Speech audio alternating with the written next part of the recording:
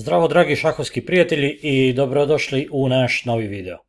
U ovom videu ćemo pokazati partiju koja se odigrala 1960. godine u finalu tadašnjeg šampionata Sovjetskog saveza odigranog u tadašnjem Leningradu. Beli je bio Spassky i crni je bio Bronstein.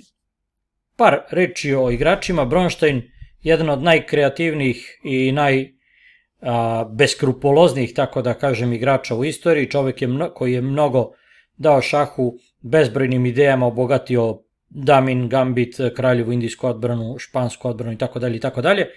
A Spasskog ne treba puno predstavljati, 10. šampion sveta u šahu, dosta je takođe dao šahovskoj igri i lično po meni poznat je kao igrač koji je pomalo zapostavljen od strane šahovskih knjiga, šahovskih baza, šahovskih pedagoga. Igrač koji je bio neverovatno fleksibilan i neverovatno dobro je mogao da se adaptira na različite uslove za šahovskom tablom, da različito anticipira različite tipove pozicije, znači podjednako dobro se snalazio, kao riba u vodi je plivao u raznim sistemima, bilo da je u pitanju oštra igra, bilo da je bilo poziciona igra, ništa mu nije bilo strano. U ovoj partiji, kada se susretnu dva takva igrača, ne treba da čudi što je obračun bio izrazito, ajde tako da kažem, hazarderski, znači Kraljev Gambit je bio igran, Spassky je dobio u ciglo 23 poteza i pogledajte šta se događalo. E4, E5 i nakon poteza F4, naravno, Bronstein prihvata bačenu rukavicu, uzima i sledi skakač F3, D5. Ovo je poznato kao veoma dobro za crnog.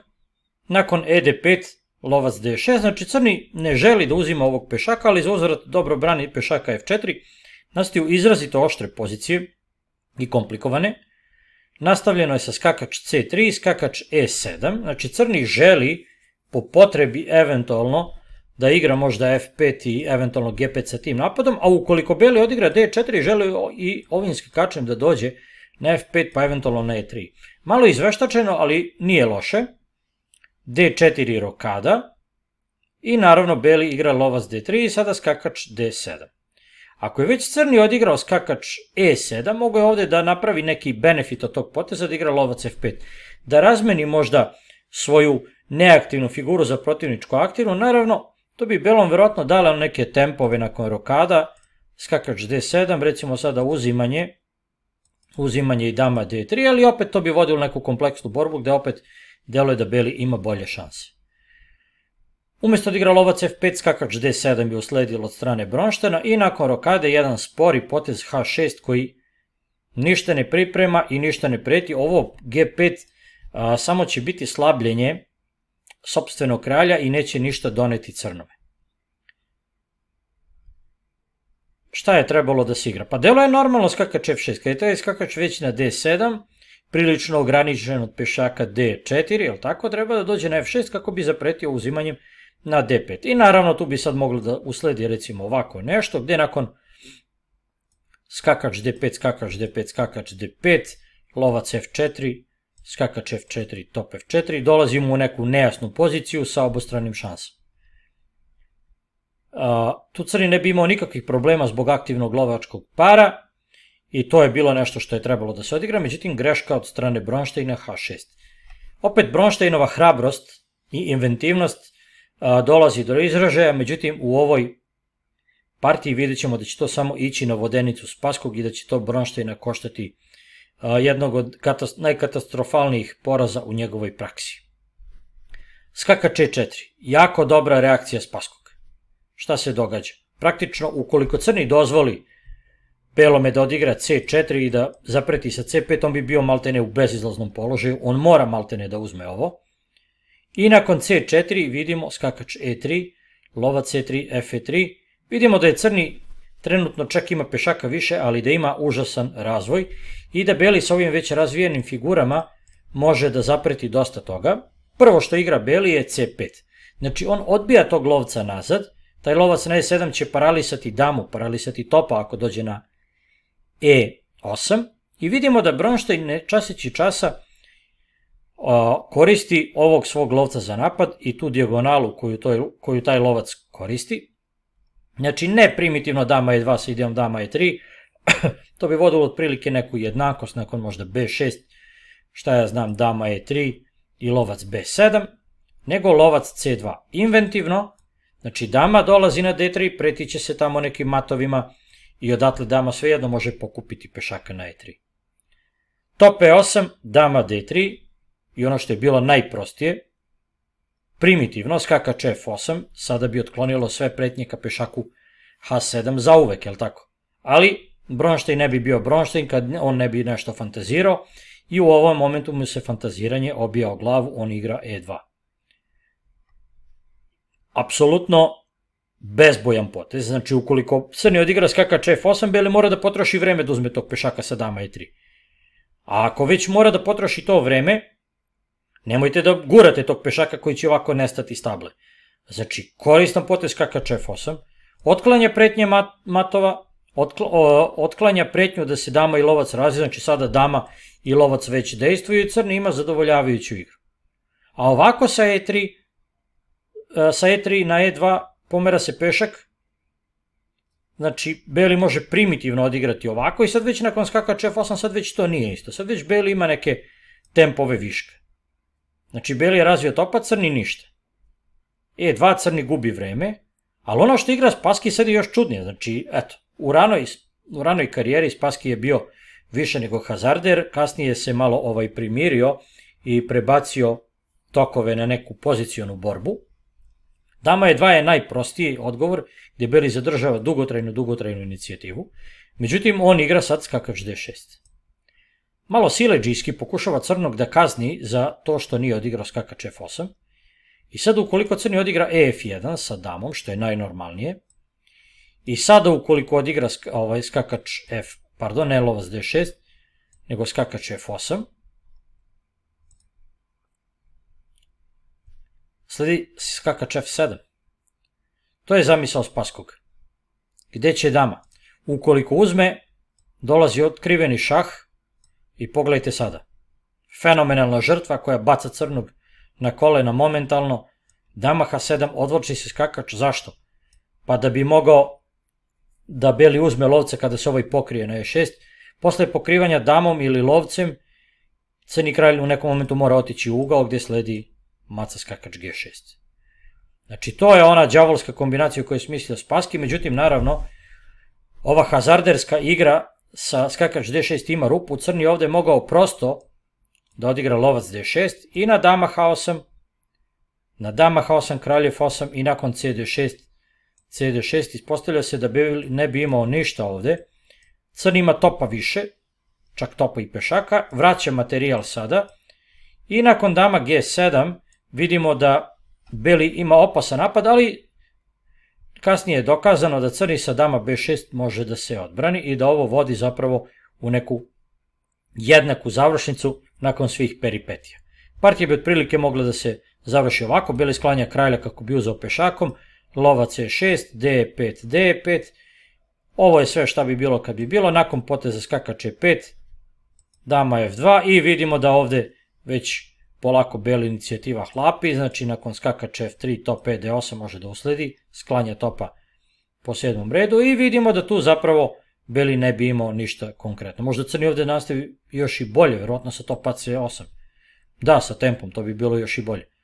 Tako da, u principu, ovo bi vodilo neku nejasnu poziciju koju kompjuteri ocenjuju malte ne kao jednaku. Očigledno da tu još ima dosta igre i da teško da bi se partija završila bukvalno onako kako kompjuteri predviđaju, jer ljudi su ipak ljudi, nisu mašini i u nekom momentu je za očekivati da neko napravi neku grešku. To je nebitno sada šta bi bilo kad bi bilo, skakač d6, ono što smo vidjeli i što smo uskraćeni je da nakon ovog poteza crni nije odigrao ni ef1, ni naravno skakač f8, gdje bi mogao da usledi ovaj predivan mat. Naravno, ukoliko kralj dođe na e6, tu je mat još brži, pokrivanje damom i mat dama f5. A da ponovimo još jednom prelepu sliku nakon šaha, dama h7 odvlačenje skakača, lovac b3 i kad kralj dođe na h8 u nekom momentu skakač g6. prelepa matna slika. Beli je zadržao samo one figure koje učestvuju u kreiranju matne slike, dok crna cela armija stoji maltene na početnim položajima i prelepo bi bilo da se partija završila ovako. Na skakač D6 crni dozvoljava grešku, igra skakač F8. I opet isto sledi. Sa izmenjenim potezima. F1, top F1, međutim sada već znamo da kralj F7 vodi u mat. Stoga crni igra lovac F5, pokušavajući da uradi nešto, doduše ne znam šta. Dama F5, dama D7 i sada dama F4.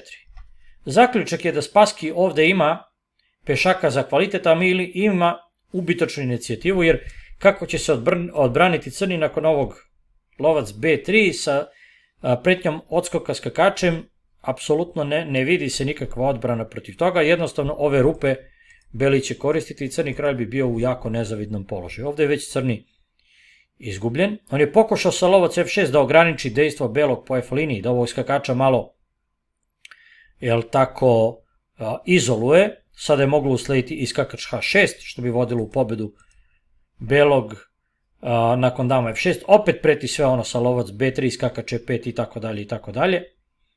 Međutim, Spassky nove jedinice šalje na front, skakač ide na E5, pruža podršku sabratu na F8, na lovac E5 sledilo bi naravno skakač E5, kad dama uzmakne, opet dama E4 i opet se javljaju oni isti motivi sa damom na H7. Crni bi u ovom momentu bio totalno izgubljen. Sledeći motiv koji ima Beli, naravno još evidentnije, top F8. Znači, uništavanje odbrane. Kad bi crni pojeo topom ili damom, bilo bi mata na H7 polju. Ukoliko crni pojede kraljem, skakač G6, pala bi dama. Totalno izgubljena pozicija za crnog. Crni naravno ne uzima na E5 zbog ovoga, on igra dama E7 odmah. Međutim, sada evo ga, sada se lovac seli na ovu dijagonalu. Ukoliko crni izbegne kraljem iz te maske, sledi dama F5, nema šta ili da se vrati u masku ili da odigra G6, što nakon prostog dama F6 vodi do bitku belog, mada Beli ovde čak može praviti neke egzibicije sa dama H3 kako bi dao mat na polju H6 i tako dalje. Pokrili crni olovcem ovde, sledi top F4. Beli može igrati kako hoće u zavisnosti da li želi da dobije partiju prozaičnije ili egzotičnije, ajde tako da kažem. Nakon lovac B3, lovac E5, skakač E5, kralj H7, dama E4, hazarderski obračun ove dvojice jakih igrača je gotov, jer na G6 sledi naravno top F8 sa uništavanjem odbrane, dama tuče na G6 sa odlučujućim efektom, evo da pokažemo na dama F6, dama G6 i ovde naravno crni je bespomoćan, pada dama sa skorim matom. Crni ne može drugačije se brani, ovakav potez kralj H8 opet dovodi do još lepšeg mata, gde nakon recimo dama F8, tu bi bilo nekih ugušenih matova, otprilike ovako. Neka vrsta ugušenog mata, vidimo da crni je zapravo bespomoćen u svim ovim varijantama. Hazarderski obračun, malo bleferski odigrano od strane Spasskog, skakač D6, crni nije prihvatio mamac onda kad je trebalo, par puta pre toga je crni prihvatio bačenu rukavicu, jel tako?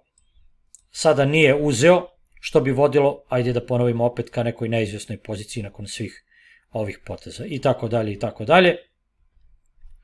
Ostali smo uskraćeni za neke lepe matove, ali oni su vrebali u pozadini i opet su nam bili lako vidljivi, tako da možemo računati kao da su se ti matovi i desili. Jedno prekrasno ostvarenje Borisa Spasskog, još jedna potvrda je Spassky u prvoj fazi svoje karijere, pre nego što je postao redovni i validni kandidat za prvaka sveta u mečovima 66. i 69. godine.